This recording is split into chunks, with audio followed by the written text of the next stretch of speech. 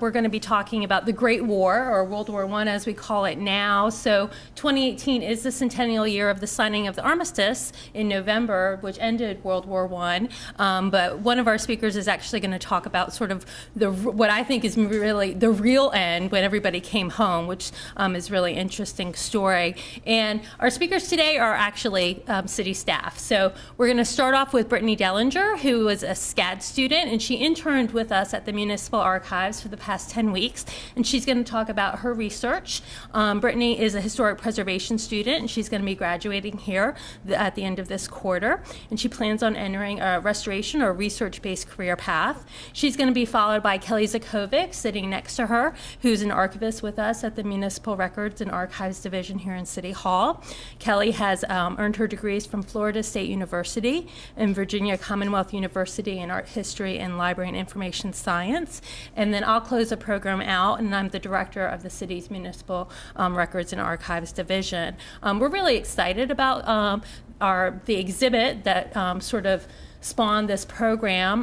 The exhibit, Remembering the Great War, kind of was inspired by an exhibit that Georgia Southern University did last year, where they reached out to the community and asked them to share items they had about Statesboro and that region's involvement in World War I. So we similarly reached out to the community to see what they might have about Savannah's experience in World War I, and we have some of the donors here, and they shared, things they had in their collections, and and I think it makes for an interesting and unique exhibit that shows really how Savannah and Georgia were involved in World War I. So what we're going to talk about today is our own World War I monument, those who were lost in World War I from Chatham County, and then some unique stories unique to Savannah that I think you're not going to hear about necessarily from other people.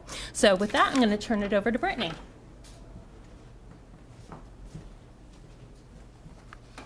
Hello everybody, I'm Britni Dellinger, and I'm going to be presenting my project that I've worked on titled Chatham County World War I Fallen Documentation Project. Just an overview of the project itself. So while interning over the last 9 weeks I've been researching, I have conducted historical research of individuals listed on the World War I monument. The presentation is going to cover resources that I have used for my research, as well as my process and the results that I have gained from my research. A little bit of background of World War I, just to give a setting to the research itself. World War I started in 1914, however, the United States didn't enter the war until 1917. We were in the war for a little over a year when the war ended in 1918. Here in Savannah talks about creating a memorial for the war started in 1919. However, that did not take place until 1922 when Estill Avenue and Dale Avenue combined together to create the stretch of road entitled Victory Drive. Later in 1929, the monument was erected, and that was placed in between Waters Avenue and Victory Drive. In 1999, the monument was moved to Daffin Park. This is because it was in an unsafe place and the public couldn't visit it due to the busy road. The next couple slides are going to be resources that I used for my research and how I used them and where you can find them. So the first bit of research that I did was using draft cards. These can be found on Ancestry.com or at the National Archives. Draft cards came out of the Selective Service Act in 1917. We, as the United States, did not have a large enough army to fight in the war, so we drafted the Selective Service, and we issued 3 drafts out of that.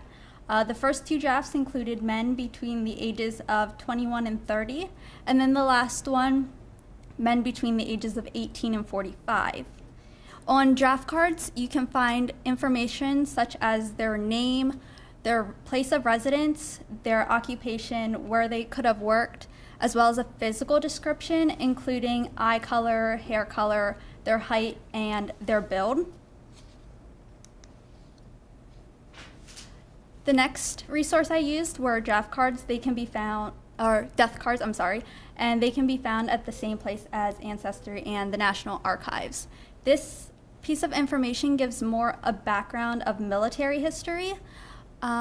For this piece of information, you can find their names as well as their service number, their residence, as well as the date they were inducted from and the place they were inducted from. If they gained any ranking during the war, that would be listed as well, and engagements they could have encountered while in the military.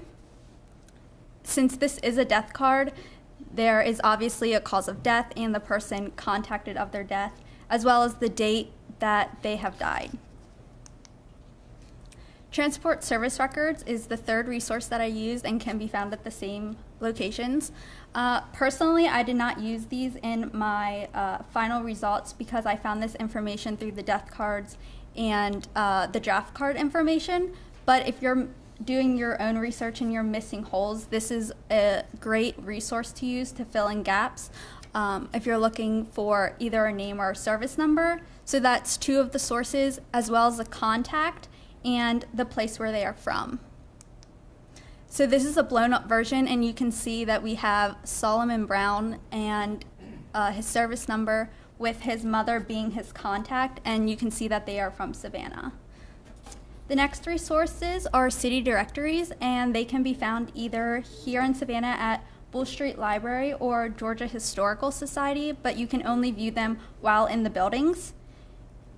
I used, for my research, the dates between 1916 and 1918. The reason I chose these dates were to give a background to the soldier before he entered the war, giving the 1916 date to see what his occupation was, and then as you go through the years, you can see them either disappear from the directory or be listed as a soldier as their occupation.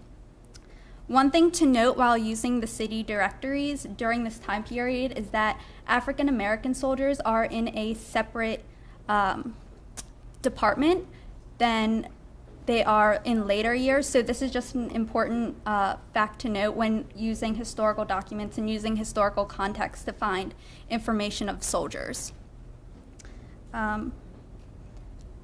How city directories are organized are by last name and then by first name.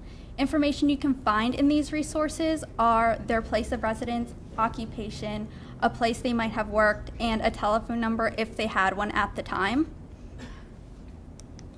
And this is just another example of a city directory. The next resources are cemetery records. They can be found on the City of Savannah website.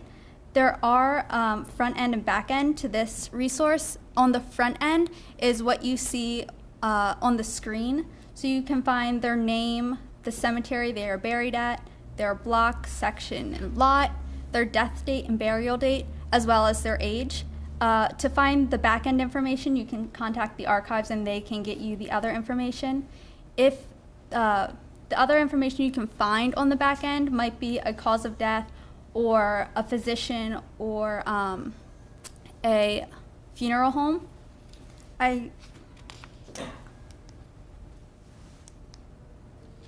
My last resource is Soldiers of the Great War. This is a book, and it can be found on Google Books as an ebook, as well as in some libraries as a rare book. This book is organized by state, and then it is organized by a cause of death, then it is by their rank, and then listed by last name. In order to find these people that you are looking for, you can look through the cities to figure out like where Savannah is, or you can just look alphabetically by name as well. The next couple slides are going to be my research process and the results that I have gained from my research. So this first example is a spreadsheet that I used from Ancestry.com. I used Excel as my main source of recording my information. I thought this was very helpful because there is a sorting tool. So when I was done all my research, I could filter out the information and distill patterns that I thought were interesting and tally up the results from my research that I have gathered. For this spreadsheet, I also have a different resource for each tab. So I do have a resource for, did that skip?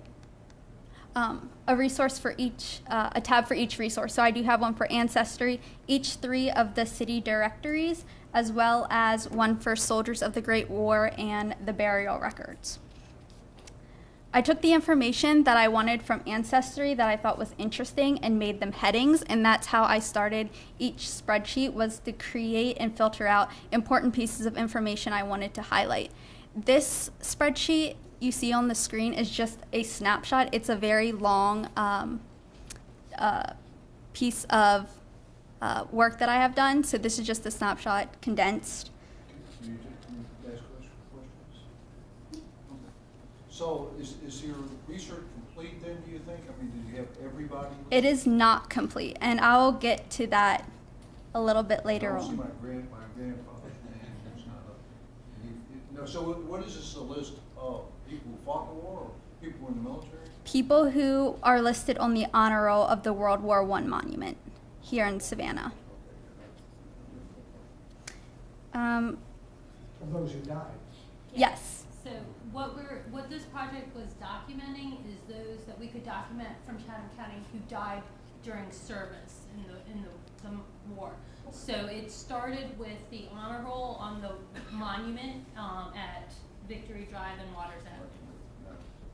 But with that being said, in the archives, we're interested in information about people who served in the war. So if you have information about somebody who served from Chatham County, we'd be interested in documenting their service. Okay. So like I was saying, not everyone that is listed I found also. So there are gaps in my research that I just could not find anyone who was listed on the honor roll. So that was one problem that I had while researching. For city directories, it's the exact same template, except the information changes based on the information that was provided from the city directories. One thing to note when I was looking through city directories is naming consistencies. So on the honor roll, some of the names are not spelled correctly, or we don't know if they are correct. And so when looking through the city directories, it was difficult to pinpoint someone because I could not find their name. So that could mean that their name is just misspelled or is not listed at all.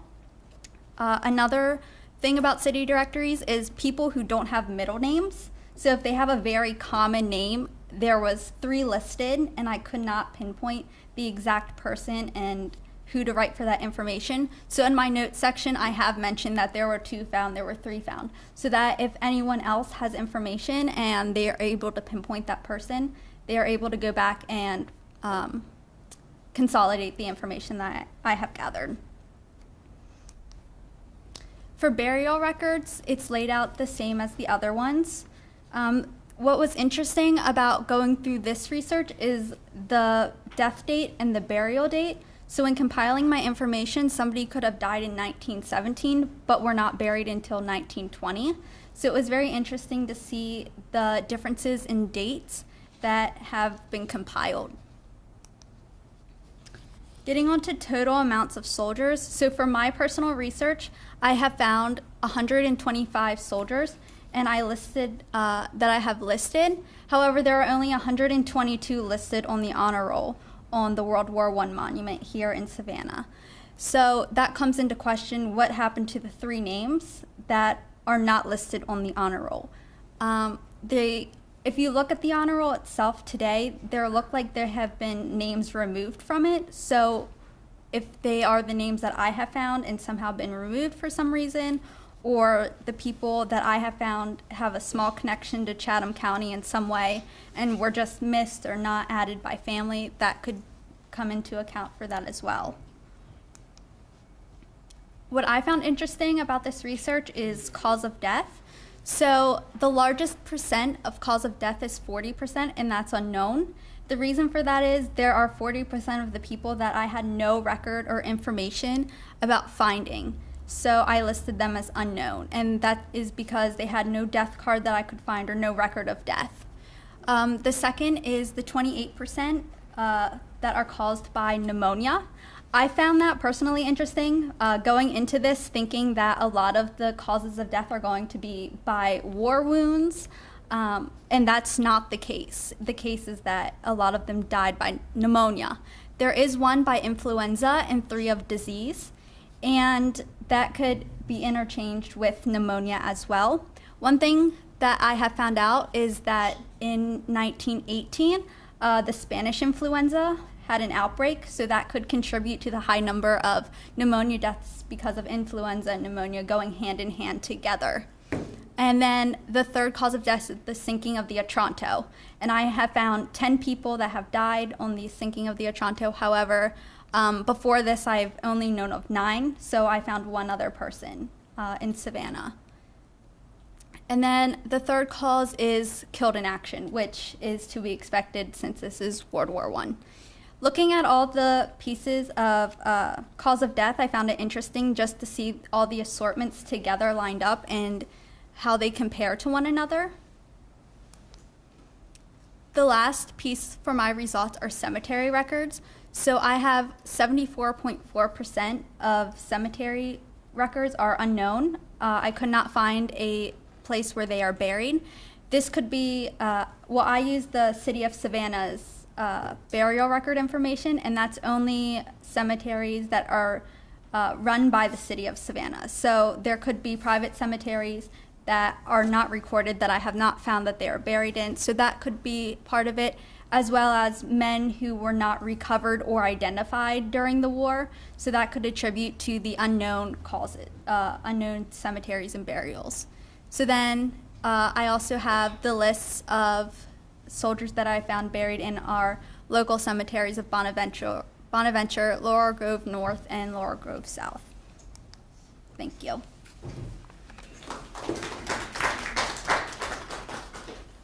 So we'll have time for questions at the end, but we'll just go through all the presentations. Oh, I'm sorry, Kelly, I'll get it. Okay. So just by way of a little bit of introduction, I'll just say that I've really personally enjoyed working on this exhibit and on this research a lot. It's not something that I had previously done work on, and I think World War I, we in America don't talk about it very much. We weren't in it very long, and so there's still a lot of really fascinating stories out there that are pretty obscure to the American public. But with the ever-increasing even digital availability of records like Britni talked about, we're able to start kind of fleshing out these stories, telling them, making them really personal, really individual, on a local level, a civic level, even, down to the person. The things that people contributed to the exhibit, we were able to research a lot of those people and flesh out their whole stories, so I think it's really interesting. And in the process of this, we came across a couple stories that are local here to Savannah, and they're you don't hear about them very often. So I'm going to talk about the sinking of the HMS Otranto, the return of the last American troops from Europe, and Savannah's Gold Star Mother Pilgrims. So, to start with, the sinking of the HMS Otranto. On October 6th, 1918, which was just a few weeks before the armistice, the Savannah community suffered what maybe could be considered as the single heaviest blow of the war when the Otranto sank on its way to France. A little bit of background about the Otranto is before the war, it was a luxury liner, but it got, repurposed into a troop ship to support the war effort. 470 men died in this accident, and more than 130 of them were from Georgia. So it's a really high concentration of Georgia citizens. Apparently 10 were from Savannah, so just to give you an idea of the local impact. The soldiers who perished on board the ship were members of the 54th Automatic Replacement Draft Coast Artillery Corps, who trained out at Fort Screven on Tybee Island. And many of the men, probably the Savannah men, were members of the Savannah Volunteer Guards before the war, who also trained out at Fort Screven and at the dummy forts in the Forsyth Park extension. So on September 25th, 1918, the Otranto set out from New York City and began its journey to Europe, and it was carrying about 1,000 troops. It was part of a larger convoy of troop carriers, And so by October 6th, they had reached the channel between Ireland and Scotland and decided to go ahead and try to pass through this channel, even though it was a really stormy night. So due to the storm and that it was night, the convoy got a bit scattered and they sort of lost track of each other. The waves and the wind were so strong that the HMS Kashmir, another ship on the convoy, collided with the Otranto dead in the middle and caused the Otranto to go down. So since the ship was sinking so quickly, the troops were encouraged to abandon ship, jump, swim, do whatever they could to reach the HMS Mouncy, which was a British destroyer that was accompanying the convoy. So the efforts of the Mouncy actually were able to save over 600 troops. So it was a pretty big contributor. Only 17 troops were actually able to swim themselves to a nearby island and were saved that way. Many, of course, decided to stay on board, probably out of fear or disbelief, and so that contributed heavily to the losses. Charles Van Waldner, who was maybe the only survivor of the disaster actually from Savannah, he gave a pretty chilling account of the events to the Savannah Morning News in 1938.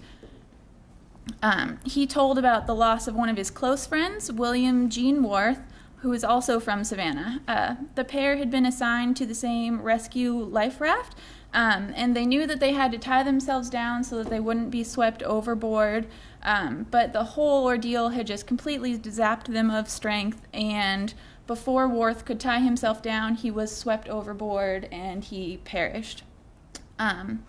Overall, the work of gathering and identifying all of the bodies from the tragedy took several weeks. The men who died were originally born on Islay Island, which is the nearest island to where the disaster took place, in coffins that were hastily made by local carpenters. But after the war, many of the bodies were reinterred at the Brockwood American Cemetery in Surrey, England, or were repatriated back to the United States. In 1920, the Red Cross erected a stone tower on Islay Island to memorialize all of the Americans and the British troops who died there.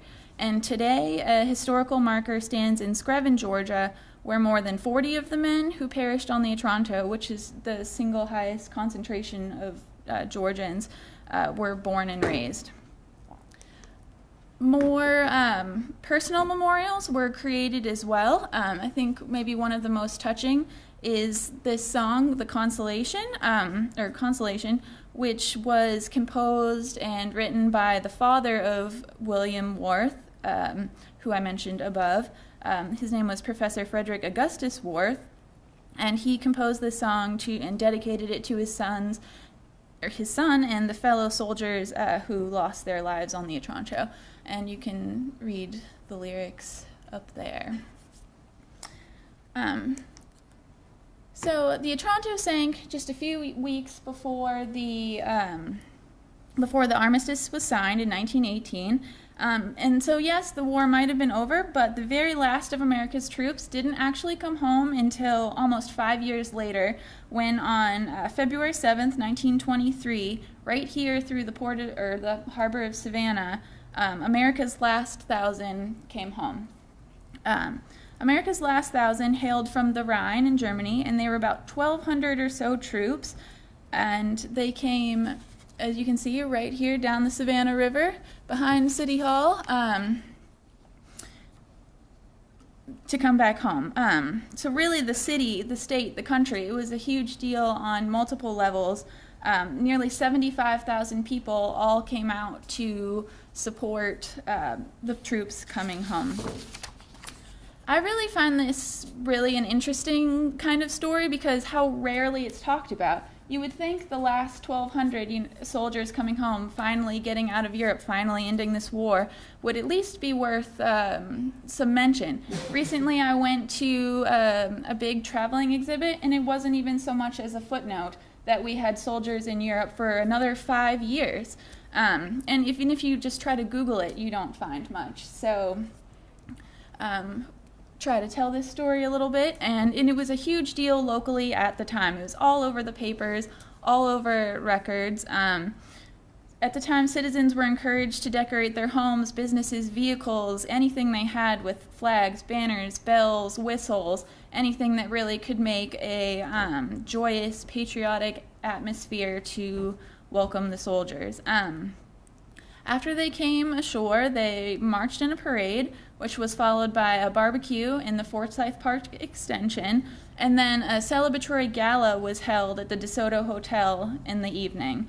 The occasion was so monumental that the Chatham artillery even thought it cause to fire the historic Washington guns that were given to them by George Washington. So after just this one day's celebration, the soldiers were off again. Many of them returned back to Fort Screven, some went up to Charleston, and others went to points beyond. And so, of course, not all of Savannah's soldiers came home. For a lot of the families that their relatives were interred overseas or died at sea or were buried at sea, it remained out of their reach to travel to Europe to visit their graves. So in 1929, Congress enacted a legislation that authorized the Secretary of War to arrange for an all-expense-paid pilgrimage for mothers and widows of members of military and naval forces who died in service and whose remains are now interred overseas. Only unwed widows and mothers were allowed to attend, not children, not other female relatives. Women of all races were actually eligible to participate, but the trips were segregated. African American women were required to travel on freight liners, whereas white pilgrims traveled on luxury liners. African American women were put in second-rate hotels or something equivalent to like a YMCA. Which of course raised a lot of concern and a lot of anger, and it led a lot of African American women to either protest or boycott the trips entirely, which I think is interesting and kind of heartbreaking. So by the October 31st, 1933, when the whole program wound up, over 6,000 women, 6,693 had taken part and participated in the pilgrimages. So of the men that died from Chatham County, from what I can tell, at least 5 women were invited to participate on the trip. And that top record, even if it's hard to see, are the list of the women, their sons, and where they were buried that were invited to go on the trip. So at least... How many from Savannah did you say? At least 5 were invited. And at least 2 women went.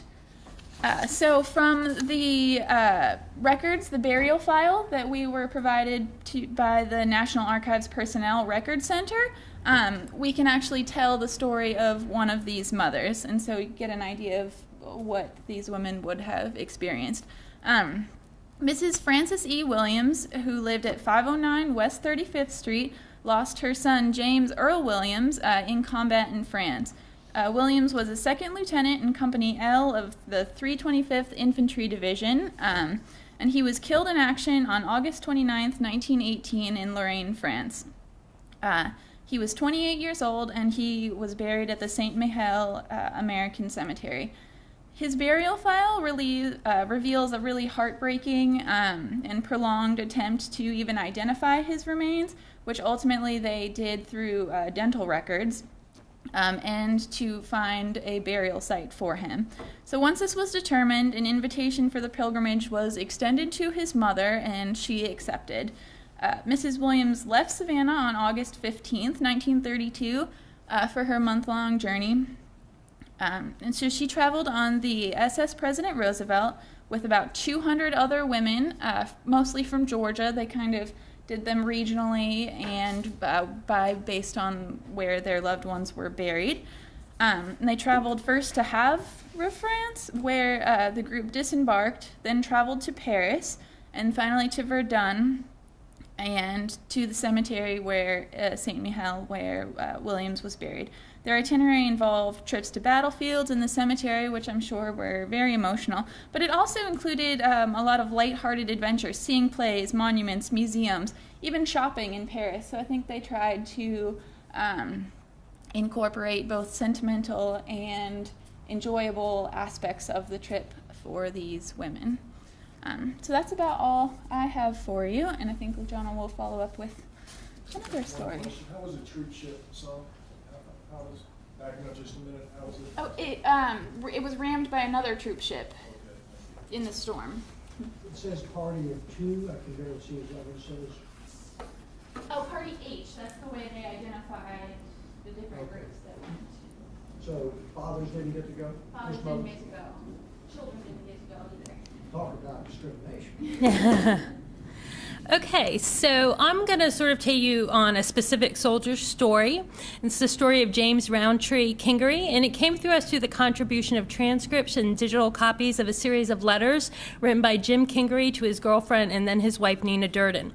We've reproduced the entire body of correspondence that was shared with us by the family in a book, and it's in the first floor rotunda. There's about 60 or 70 pages total in the book, and it's a wealth of information that traces this one soldier's experience from Fort Screven to the front lines in France.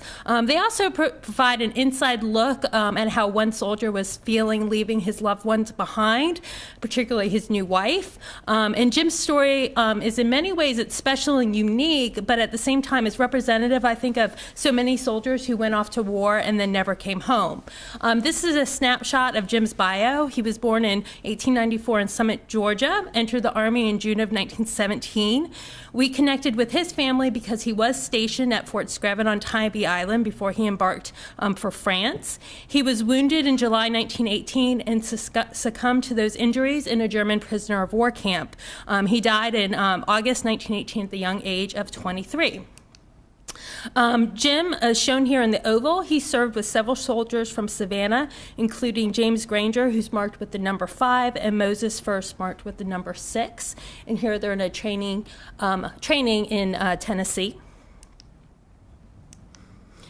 So I've included some interesting quotes.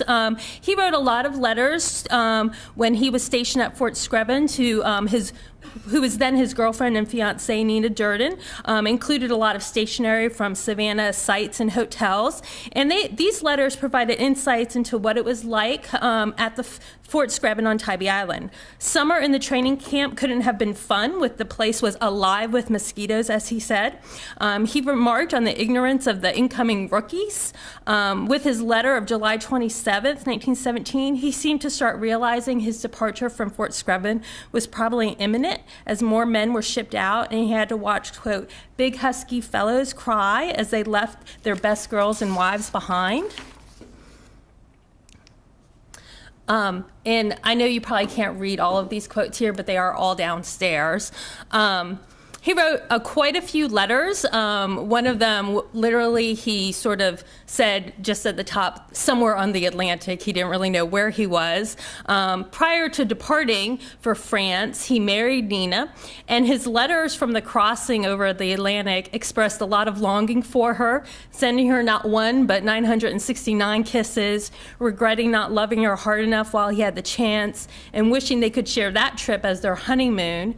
He continually expressed how lonesome he was, feeling lost and adrift with no sight of land anywhere, as well as a disconnection from the war even going on, not really knowing what was going on, out there kind of in the ocean looking for torpedoes and submarines. Once they get to France, they had to take various modes of transportation before arriving in the small French village of Boudeville, and I'm probably mispronouncing that, where Jim stayed at the Gagny Hotel.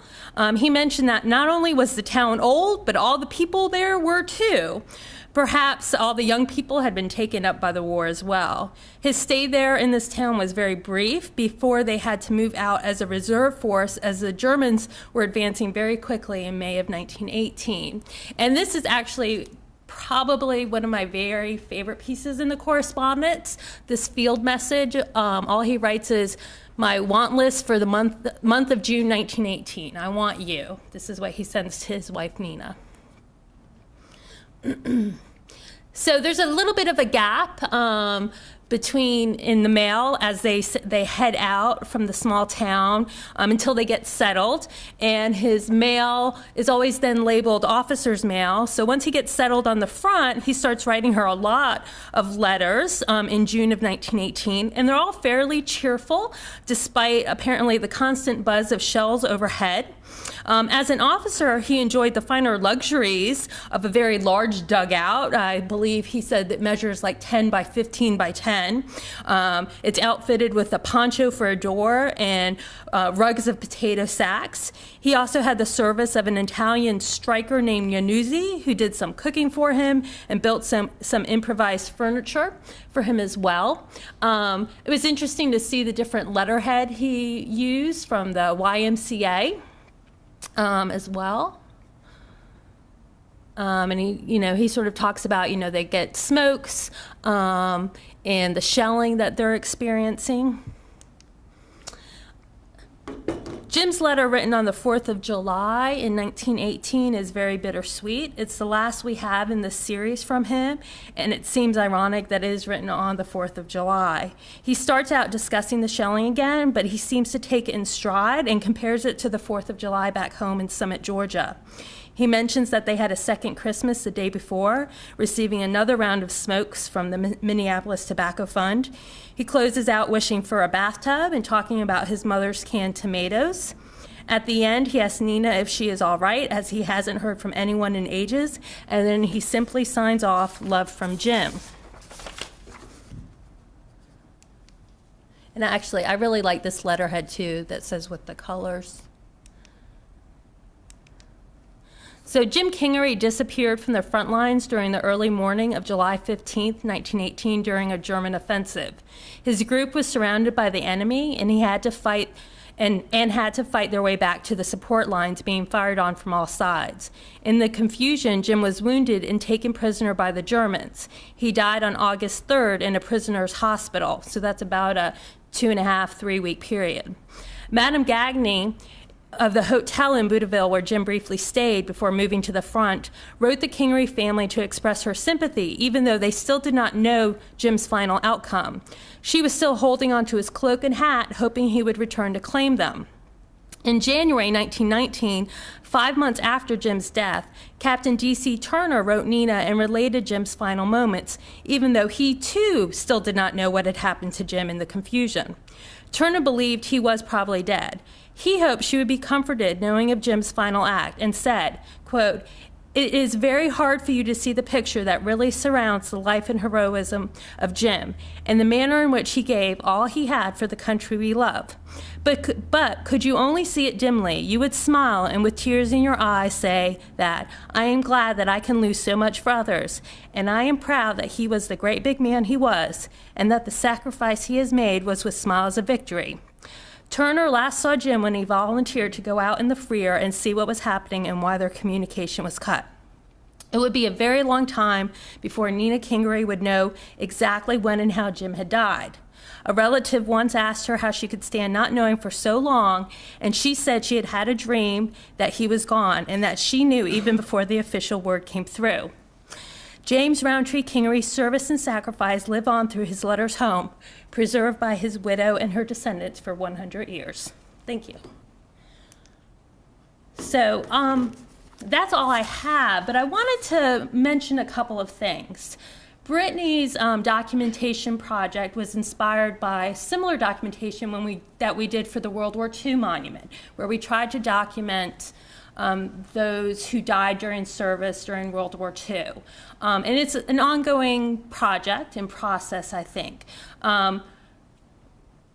Kelly's research for the Gold Star Mothers, we were able to request some records from the National Archives Personnel Center. We have requested some records for Britni, and we're still waiting to hear back from them. So, that's something we hope to do. And fill in some of those gaps through National Archives personnel records, military personnel records, but then also family records could help fill in some of those gaps. So if you know people who lost service members during World War I, we could help fill in some of the gaps from that honor roll. Then Britni's research resulted in the resource list, which I have sitting at the end of the table. And we've put that on our website, as well as her Excel spreadsheet she showed you. So you can go on our website and use that Excel spreadsheet and search it and look at all the different tabs that for the different resources she used, as well as share it with other people. And then I also wanted to mention the poppies. So I think you probably know that the poppy is a symbol, a memorial symbol that sort of came out of World War I. And I'm probably going to forget her name, Mona. Oh my gosh, she's a Georgia native. The poppy symbol was Mona Bell. So the poppy symbol sort of was generated in two streams, one by a Georgia woman and one path by a French woman. The French woman was selling poppies and promoting the poppy symbol to help orphans and widows in France, and the Georgia woman was doing it to help support veterans returning. So we're trying to sort of revive the poppy a little bit through our exhibit. So I encourage you to sort of share a poppy as you leave as well. So do you have any questions for any of us on the things we've talked about? I thought that was a lovely picture a ways back of the apparent dedication of the World War I. When it was in the medium of Victory Drive. At the beginning, As yeah. that postcard shows, you can see the cars lined up on the right side. So that's in the middle of Victory Drive. Yeah. I don't know what year it was moved over to Daffy Park. 1999. So this is 1929. And when we talk about the honor roll, we're talking specifically about the bronze plaque on the monument there. So we talk about Victory Drive. Yes. Doug's holding up. We talk about Victory Drive being the Memorial Boulevard, and we talk about the stone with the honor roll being the monument there. The monument was dedicated in 1929, and it was relocated just across the street to the northwest corner of Daffin Park in 1999. Which I would like to add, the poppies carried through the Second World War veterans also. Yeah, I mean, I think we've been using poppies for years. I remember as a child coming out of the grocery store and buying a poppy. So. Yeah, VFW, Vietnam veterans use it now for poppy drives. So, but it started in World War I. That's when it starts. So I'd like to welcome you to go back across the hall to the council chamber. We have exhibit cases on both ends of the council chamber. And then we have the panels and the exhibit case in the first floor rotunda. The exhibit will be up through the end of the day today. It will come down briefly for the vice president and his entourage. And then it will be back up on Monday through the end of the year. So encourage people to come out and see the exhibit through the end of December. Thank you. Good job.